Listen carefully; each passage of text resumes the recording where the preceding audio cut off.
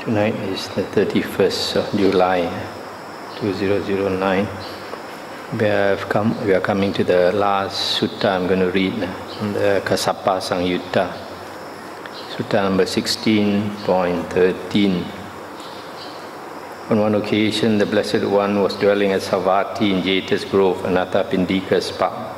Then the Venerable Maha Kassapa approached the Blessed One, paid homage to him, sat down to one side and said, Venerable Sir, what is the reason, what is the cause?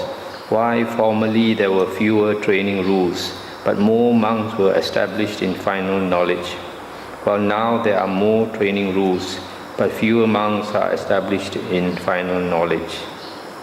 I'll stop here for a while.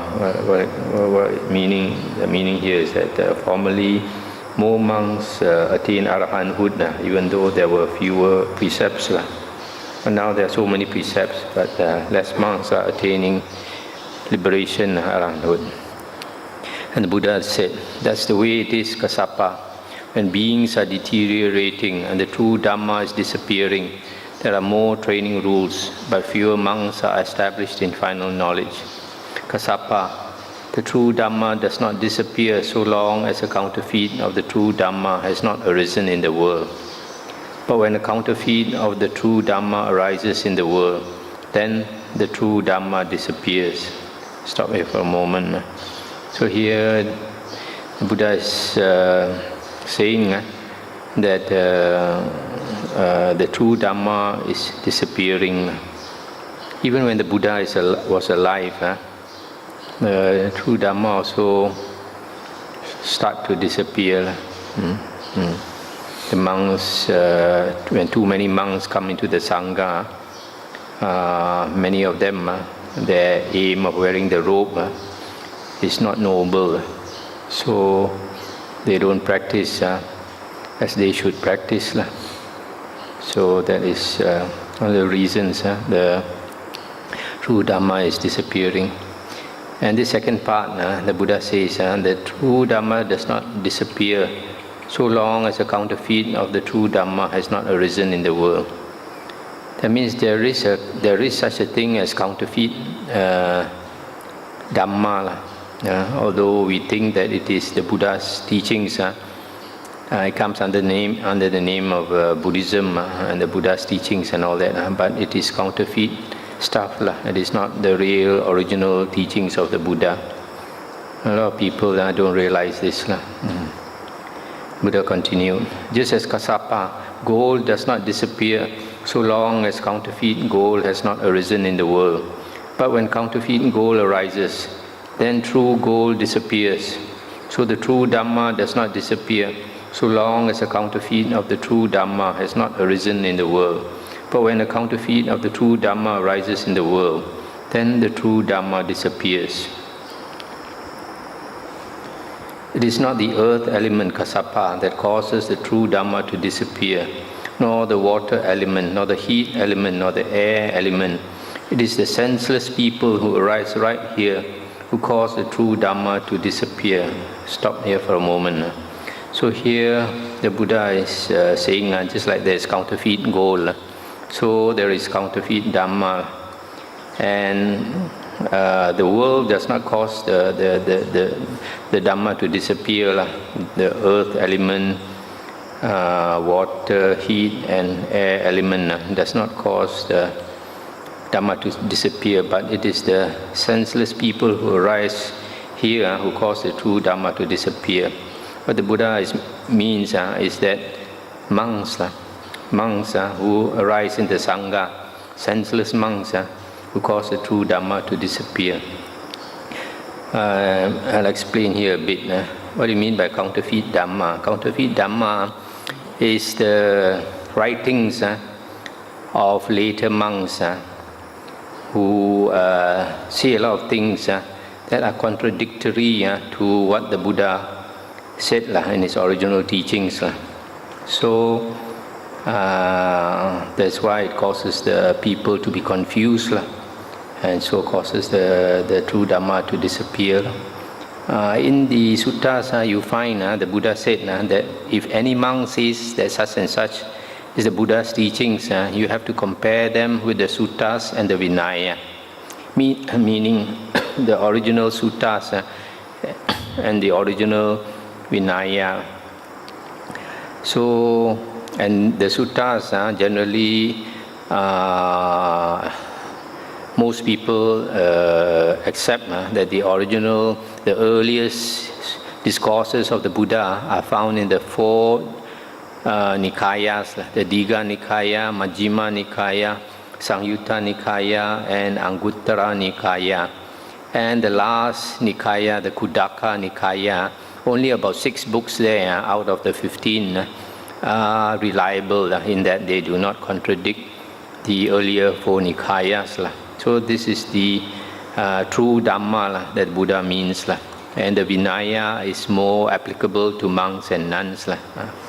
So the Buddha said in somewhere, in one of the discourses, that we should not add to his words and we should not subtract from his words. His teachings are perfect. It is always said that the Buddha's teaching of the Dhamma is perfect, and there is no reason to add to it or subtract from it. So, but unfortunately, as the Buddha calls these senseless people, later disciples who write later books. And what are these later books? Firstly, you have the Mahayana Sutras. Mahayana Sutras, generally, everybody knows that they appeared 500 years after the Buddha passed away. And the monks who started these sutras are like this Nagarjuna, Vasubandhu, Asvaghosha. And in the biography of this Nagarjuna, he admitted that he was asked, how is it that formerly there were no such sutras and now you claim that these are the words of the Buddha? And he said he went into the ocean, into the deep ocean, into the dragon palace and took out all these books which the Buddha had hidden away. But then we know during the Buddha's time there were no books, so how could the Buddha have hidden away his teachings in books? Secondly, the Buddha said that his teachings, true Dhamma, is open for everybody to investigate. Only deviant Dhamma is hidden away, is secretive. The true Dhamma, there's no reason to hide it. So we do not accept that these later sutras are the words of the Buddha. That's one source of counterfeit Dhamma. Another one is the Abhidhamma. Abhidhamma, although there are 7 books there, some of them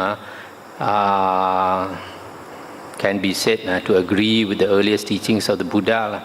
But there are a few books out of the 7 that have new concepts. In the Abhidhamma, there are a lot of new teachings which the Buddha never taught, like Kalapa, Javana, rebirth consciousness, and all these things, which are never mentioned by the Buddha in the earliest discourses. And some of the things in the Abhidhamma, they do not quite agree with the earliest suttas. But for this, you have to investigate before you realize that. Some of the contradictions I have mentioned in my book, Samatha and Vipassana. Another source of counterfeit Dhamma is the commentaries. Commentaries are supposed to help us understand the Buddha's suttas. They are supposed to explain difficult points. But the problem is a lot of the comments and the commentaries are simply out. They not only don't help us, but they give us contradictory teachings. For example, after you find out and you will see that the Buddha said one of the causes for the disappearance of the true Dhamma is disrespect for Samadhi. And nowadays, in the commentaries, it is said that you can attain liberation, arahanthood, without the 4 jhanas. In fact, without any jhana at all. This simply contradicts the suttas. In the Majjhima Nikaya, the Buddha said it is impossible to eliminate the 5 lower factors, meaning either Anagamin or Arahant, without attaining the 4 jhanas. These are some of the books. In addition to this, there are some other later books. Although they contain some Dhamma, there is a sprinkling of Adhamma, what is contradictory to the earliest teachings. So unless you are familiar with the earliest discourses of the Buddha, you are going to be led astray. That's why the Buddha calls these later disciples senseless people who arise in the Sangha. Afterwards, there's more of this to come. The Buddha continued. The true Dhamma does not disappear all at once in the way a ship sinks. There are Kassapa, 5 detrimental things that lead to the decay and disappearance of the true Dhamma. What are the 5? Here, monks. Here, the monks, nuns, the male lay followers, the female lay followers, dwell without reverence and deference towards the teacher. They dwell without reverence and deference towards the Dhamma. They dwell without reverence and deference towards the Sangha. They dwell without reverence and deference towards the training. They dwell without reverence and deference towards concentration. These Kassapa are the 5 detrimental things that lead to the decay and disappearance of the true Dhamma. I'll stop here for a moment.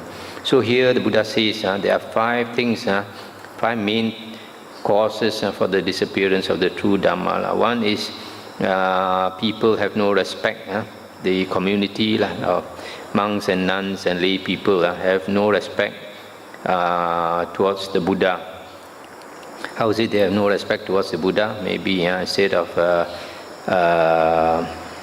being respectful towards the Buddha, they talk about other Buddhas, which there is no point in talking about other Buddhas, because we already have a Buddha now in our time.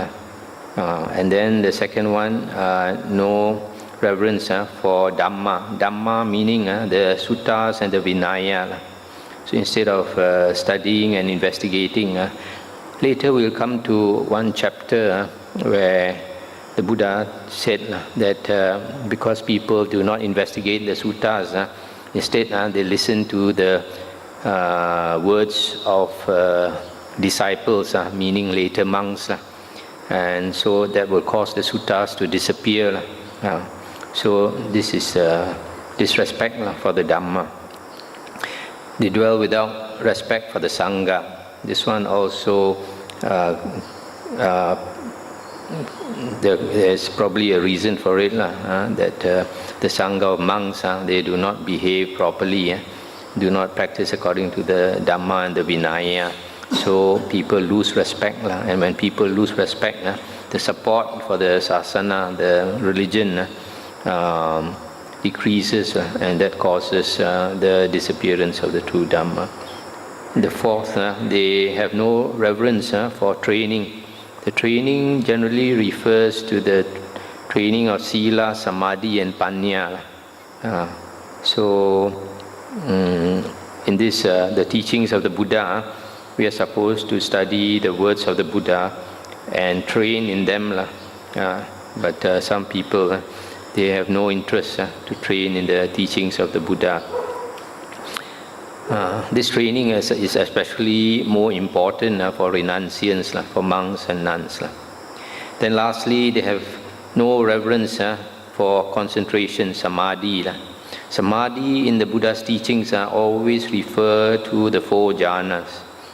Always refer to the 4 jhanas. In fact, in the Majjhima Nikaya, there's one sutta where Venerable Ananda was asked what type of meditation is praised by the Buddha. And Venerable Ananda said the first jhana, the second jhana, the third and the fourth jhana. So from here you can see Buddhist meditation are the 4 jhanas. But nowadays people say that Buddhist meditation is vipassana. But vipassana in the suttas has nothing to do with meditation. In the suttas, vipassana is contemplation. That means listening to the Dhamma and digesting it. When you understand the Dhamma,